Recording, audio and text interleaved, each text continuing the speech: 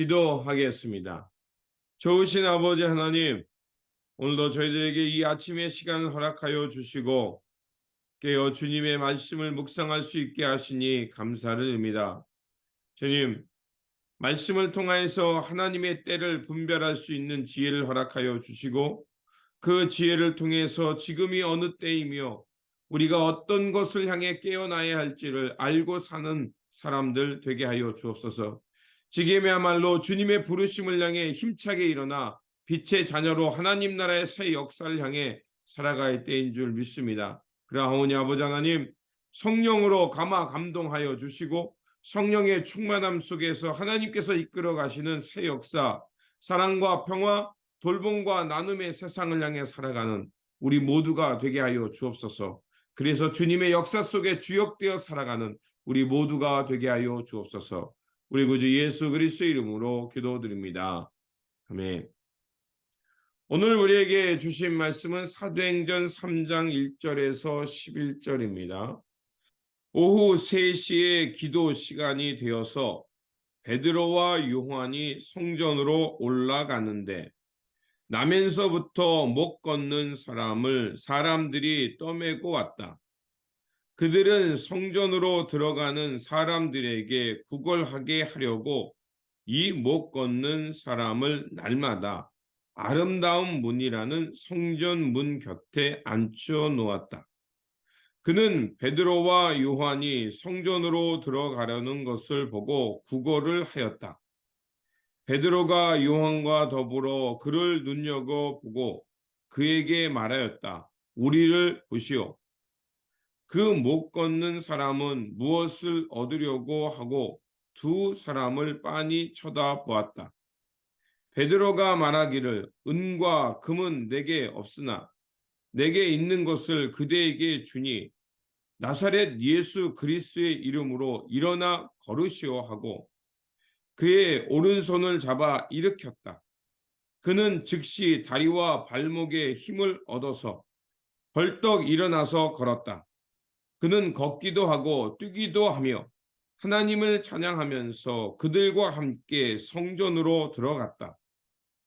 사람들은 모두 그가 걸어다니는 것과 하나님을 찬양하는 것을 보고 또 그가 아름다운 문 곁에 앉아 구걸하던 바로 그 사람임을 알아보고서 그에게 일어난 일을 몹시 놀라며 이상하게 여겼다.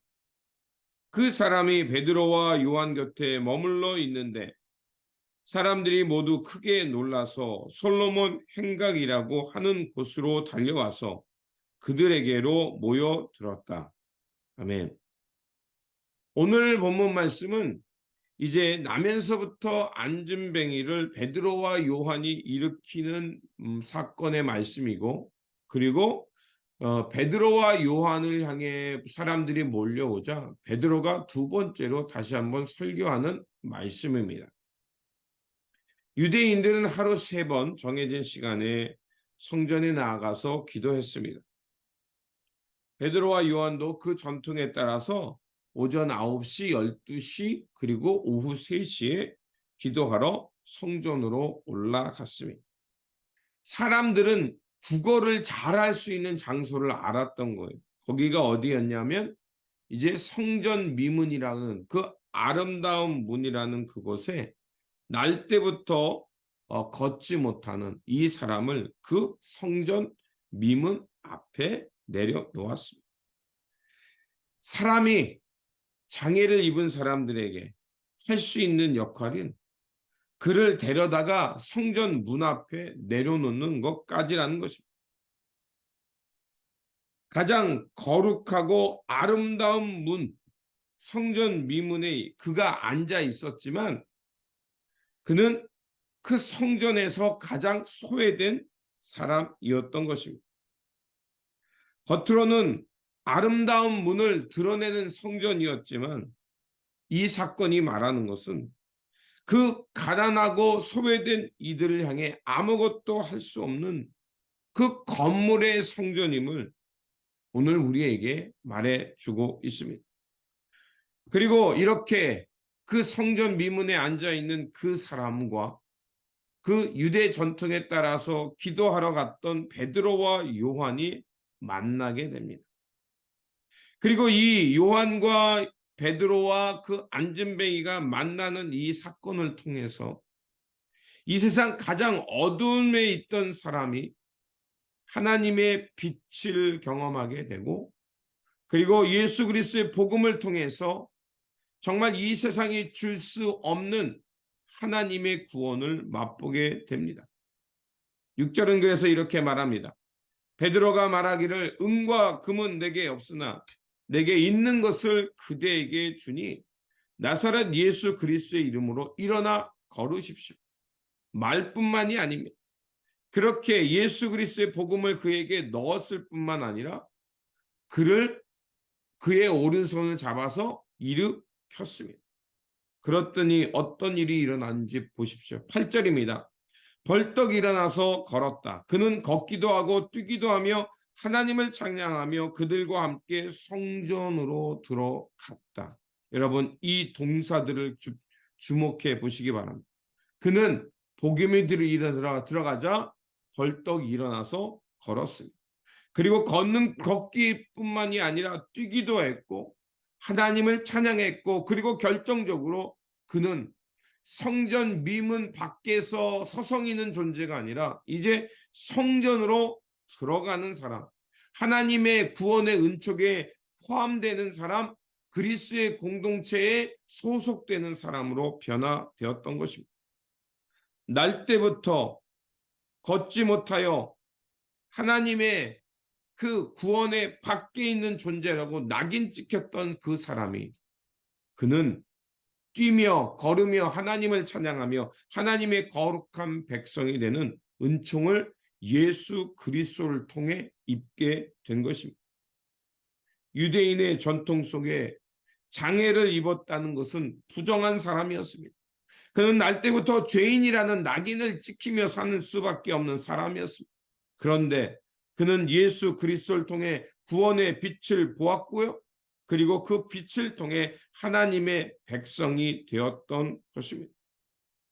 우리 가운데 오신 예수 그리스도, 그분은 성전 밖에서 어두운 데서 구걸하며 방황할 수밖에 없는 존재를 하나님의 구원을 보게 할 뿐만 아니라 하나님의 백성으로 들어오게 하는 우리의 구원의 문이며 양의 문이며 생명의 떡이며 우리가 가야 할 길과 진리라는 것을 오늘 본문은 우리에게 말해주고 있습니다. 그렇습니다. 예수 그리스도는 바로 우리의 병들었던 영혼, 왜곡되었던 영혼, 그래서 이 세상에 짓눌려서 주저앉을 수밖에 없는 우리의 인간의 실존을 아시고 주님은 그것을 치유했을 뿐만 아니라 이제는 벌떡 일어나 세상을 향해 하나님을 찬양하며 뛰며 하나님의 영광을 향해 들어갈 수 있는 성전으로 바꿔주시는 분임을 우리에게 말하고 있는 것입니다. 바로 이 사건은 베드로와 요한이 그를 지목할 때였습니다. 우리가 하나님의 시선으로 이 세상을 바라볼 때 우리는 이 세상에 주저앉아서 안전뱅이로 구걸하며 살 수밖에 없는 영혼들이 보일 것이고, 그들 가운데 찾아가서 예수 그리스도의 복음을 전할 때 그들은 하나님의 구원을 볼 뿐만 아니라 그 주저앉았던 세상에서 벌떡 일어나 하나님의 영광을 향해 살게 될 것입니다. 자, 이렇게 놀라운 기적의 사건이 일어나자 사람들은 놀라게 되었습니다. 그리고 이제 이 사건을 일으켰던 베드로와 요한에게 주목하기 시작했습니다. 그때 베드로가 두 번째 설교를 합니다. 사람들은 기적을 보면서 사람에게 집중하지만 베드로는 그들 향해 이렇게 말합니다. 12절에 왜 우리를 주목하느냐? 그 사람을 낫게 한 것은 내가 아니라 바로 십자가에 죽고 부활하신 예수 그리스도, 그 예수 그리스도께서 그 병을 낫게 하였음을 말하고 있습니다. 사람들은 현상과 기적에 집중합니다. 그러나 그것에 우리가 우리의 어텐션, 우리의 집중을 모을 수 있지만 우리가 바라봐야 할 것은 그 현상을 넘어서 그 현상을 일으키신 하나님 예수 그리스도를 바라보아야 한다는 것입니다.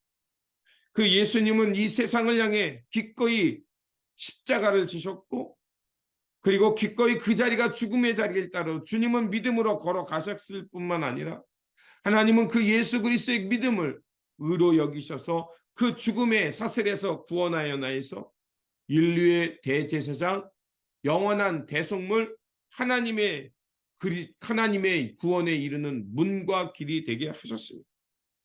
이제는 예수 그리스도를 믿는 자마다 그래서 진노와 그 영벌에서 벗어나 하나님의 사랑과 구원을 경험하며 천국 하나님 나라를 살 수 있게 된 것입니다. 그래서 베드로는 바로 자신에게 집중되는 시선을 예수 그리스도에게 전가합니다. 그리고 그 예수를 바라보는 자만이 하나님 나라에 이를 수 있음을 말하고 있습니다. 예수 그리스도의 복음은 성전의 장로들과 종교 지도자들 그리고 유대인들에게 있어서는 금기되는 단어였습니다. 예수님을 믿고 예수님을 전한다는 것은 그 유대 공동체와 그들이 만들어 놓은 울타리에서 쫓겨나는 행위였습니다. 그럼에도 불구하고 베드로는 당당하게 예수 그리스도를 전파하는 것이었습니다. 바로 그렇습니다. 예수님이 우리를 죽은 자 가운데서 살린 겁니다. 그래서 15절에 이렇게 말합니다. 여러분은 생명의 근원이 되시는 주님을 죽였습니다. 그러나 하나님께서는 그를 죽은 사람들 가운데 살리셨습니다. 우리는 이 일의 증인입니다. 바로 이 베드로의 두 번째 설교의 핵심입니다. 그들은 금기하며 시시하며 복음을 감췄지만 베드로는 성령에 충만했을 뿐만 아니라 그 구원의 사건은 바로 성전 건물이 아니라 새로운 손으로 짓지 않은 완벽한 성전이신 예수 그리스도, 그분이 우리를 살리신다는 것을 알았기에 당당하게 전했고, 그리고 그 일에 자신들이 증인임을 나타내고 있습니다. 베드로의 두 번째 이 설교는 매우 강력했습니다. 사람들의 죄성을 찌르는 것이었고 하나님의 은혜를 갈망하게 했습니다. 그래서 그들로 하여금 죄사함을 얻게 하는 설교였습니다. 그래서 19절에 이렇게 말합니다. 그들을 향해 다시 한번 외칩니다. 그러므로 여러분은 회개하고 돌아서서 죄 씻음을 받으십시오. 그렇습니다. 어제도 말씀드린 대로 성령 충만함의 증거의 첫 번째는 찔림이다. 하나님의 형상을 잃어버렸던 존재가 깨어날 때의 사건은 우리가 하나님의 형상을 잃어버렸다는 통해와 찔림이 사건입니다. 찔릴 때 우리는 하나님을 갈망하게 되고 돌아서게 됩니다. 베드로의 설교에 대해서 사람들은 하나님의 뜻과 말씀의 무지했음을 알았고, 죽음과 하나님의 진노에서 벗어나는 길은 오직 우리를 향해 손을 내미시는 예수 그리스도, 주님을 향해 나아갈 수밖에 없음을 그들은 깨닫게 된 겁니다. 그래서 베드로는 다시 한번 핵심을 전합니다. 22절입니다. 모세는 말하기를 주 하나님께서 나를 세우신 것 같이 너희를 위하여 너희 동족 가운데 한 예언자를 세워주실 것이다. 그가 너희에게 하는 말을 무엇이든지 다 들어라. 신명기 18장입니다. 바로 우리들 가운데 한 예언자를 세우신 분이 누굽니까? 바로 예수 그리스도입니다. 그분의 말씀을 들을 때 우리는 우리의 죽었던 하나님의 형상을 회복할 뿐만 아니라 하나님에 대해서 무지한 그 양심이 깨어나서 그리고 하나님의 구원을 바라보게 될 것입니다. 지금이야말로 이 복음을 듣고 돌이켜 하나님께서 이끌어 가시는 새 역사를 살아내야 합니다. 하나님께서는 창세 전부터 예수 그리스도를 예정하셨을 뿐만 아니라 예수 그리스도의 복음을 듣도록 우리를 오늘도 부르고 계신 것입니다. 그러므로 하나님께서 이제 온 세상을 새롭게 하시는 이 날이 밝았으니 더 이상 죄와 어둠의 자녀가 아니라 이제는 즉시 돌이켜서 하나님께서 이끌어 가시는 새 역사와 평화와 진리의 새 생명의 삶을 향해 일어나 그것을 향해 나아가야 될 줄 믿습니다. 그러므로 다시 한번 성전 밖에서, 하나님 나라 밖에서 서성거리는 인생이 아니라 복음을 통해 우리의 선한 양심이 깨어나서 하나님께서 이끄시는 그 새 역사를 바라보면서 벌떡 일어나 성전으로 들어가 하나님께서 이끄시는 새 역사와 새 땅의 삶을 향해 나아가는 저와 여러분들이 되시기를 주님의 이름으로 축원드립니다. 기도하겠습니다. 진리와 구원의 하나님, 주님은 부활하셔서 온 인류와 함께 하셨을 뿐만 아니라 온 땅을 새롭게 하심을 믿습니다. 하지만 우리는 여전히 어두워져서 성전 밖에서 방황하며 이리저리 구걸하며 세상의 것을 찾고 있습니다. 하지만 오늘 본문을 통해 깨달은 것처럼 베드로의 설교를 통해 다시 한번 우리의 선한 양심을 깨어나게 하셨고 바로 우리의 무지와 우리의 어리석음을 깨닫게 하여 주셨습니다. 그러하오니 아버지 하나님, 더 이상 죽음과 세상에서 방황하지 않게 하여 주시고 즉시 일어나 하나님을 향해 나아갈 수 있도록 도와주시옵소서. 그래서 주님을 통해서 구원의 문을 발견하게 하시고 그 문으로 들어가 주님과 함께 주님께서 이뤄가시는 새 역사, 그 생명과 돌봄, 평화와 그 새 생명의 역사를 향해 살아가는 하나님의 구원받은 백성, 빛의 자녀들 되게 하여 주옵소서. 우리 구주 예수 그리스도의 이름으로 기도드립니다. 아멘.